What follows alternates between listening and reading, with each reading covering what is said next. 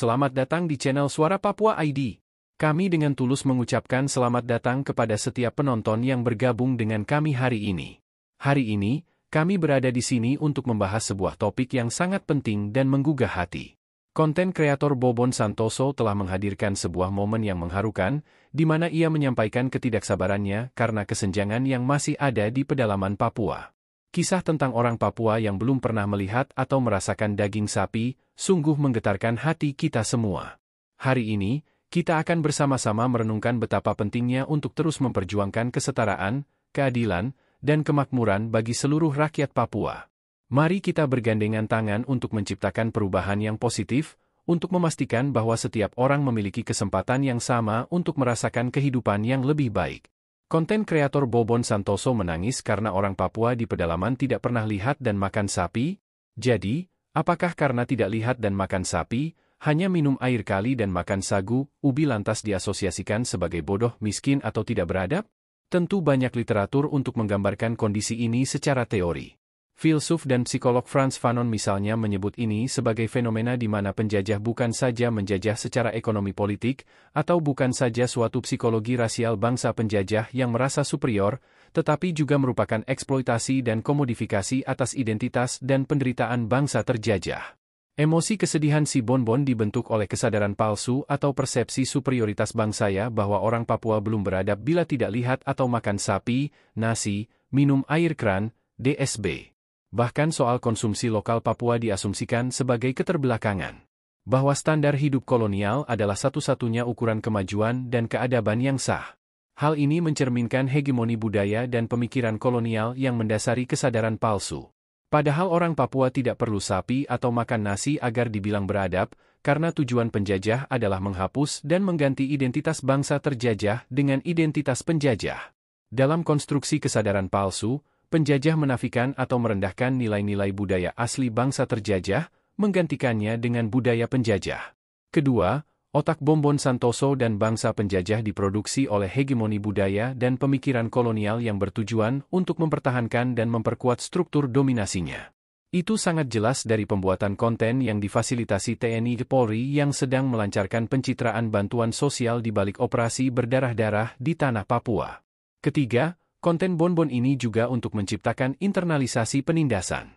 Ini adalah teori Frantz Fanon, di mana bangsa terjajah mulai mengadopsi pandangan dan nilai-nilai yang diimpor oleh penjajah, sehingga mereka merasa bahwa budaya dan identitas mereka sendiri tidak sebanding dengan standar yang ditetapkan oleh penjajah. Jadi orang Papua yang menyerang tulisan pejuang Philippus Robaha dan mendukung Bonbon sesungguhnya mengidap penyakit inferiority complex. Suatu perasaan malu, rendah diri, dan ketidakpercayaan terhadap identitas budaya sendiri dan membenarkan cara budaya penjajah. Mereka tidak paham bahwa itu adalah justifikasi penindasan politik, ekonomi, dan sosial yang diterapkan oleh penjajah atas bangsa terjajah. Bangsa Papua merasa bahwa budaya dan identitas mereka sendiri tidak sebanding dengan standar yang ditetapkan oleh penjajah sehingga mereka mendukung penjajah sambil merendahkan bangsanya. Ini terjadi karena tekanan sosial, pendidikan yang dikontrol oleh penjajah, dan pengaruh media yang mempromosikan gambaran yang merendahkan tentang budaya bangsa Papua. Keempat, ketika kesadaran palsu bangsa penjajah sudah terbentuk, secara individu atau kolektif penjajah mengkomoditaskan ras penderitaan bangsa terjajah untuk keuntungan ekonomi. Jadi apa yang dilakukan Bonbon dan TNI ini tidak hanya memperkuat pandangan kolonial tentang superioritas rasial penjajah, tetapi juga memperdagangkan dan mengkomodifikasi identitas dan penderitaan bangsa terjajah sebagai barang konsumsi yang dapat dimanfaatkan untuk keuntungan ekonomi, yakni untuk konten mencari cuan, dan memperlancar TNI menyedot APBN negara. Kita bangsa Papua harus pahami bahwa penjajah membutuhkan pembenaran moral untuk menguasai dan mengeksploitasi bangsa terjajah.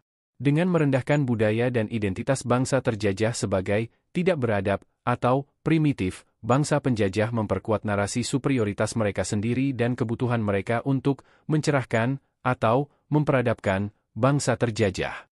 Dengan menciptakan citra negatif tentang budaya dan identitas bangsa terjajah, bangsa penjajah membenarkan pengeksploitasian sumber daya alam dan manusia bangsa terjajah. Tujuan memperkuat pandangan bahwa bangsa terjajah tidak mampu mengelola atau memanfaatkan sumber daya mereka sendiri dengan baik adalah alasan bagi penjajah untuk mengambil alih kontrol.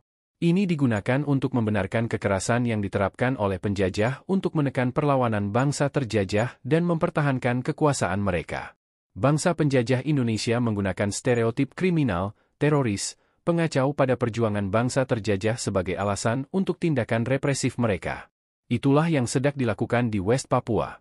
Karenanya, kita bangsa Papua mesti membangkitkan kesadaran akan identitas budaya kita sendiri, menolak pandangan merendahkan yang diimpor oleh penjajah, dan memperjuangkan pembebasan dari hegemoni budaya dan politik kolonial. Kita mesti membangun kesadaran kolektif, menguatkan solidaritas antar sesama bangsa terjajah, dan melawan penindasan serta eksploitasi yang dilakukan oleh bangsa penjajah. Dalam menyimpulkan pembahasan ini, marilah kita bersama-sama mengirimkan doa dan harapan untuk kemajuan serta keadilan bagi semua orang Papua. Semoga setiap langkah yang kita ambil membawa sinar baru bagi mereka yang terpinggirkan dan terlupakan. Mari kita terus bersatu, berbagi, dan bertindak untuk membangun masa depan yang lebih baik bagi Papua dan seluruh bangsa. Terima kasih atas partisipasi dan dukungan Anda semua. Sampai jumpa di kesempatan berikutnya.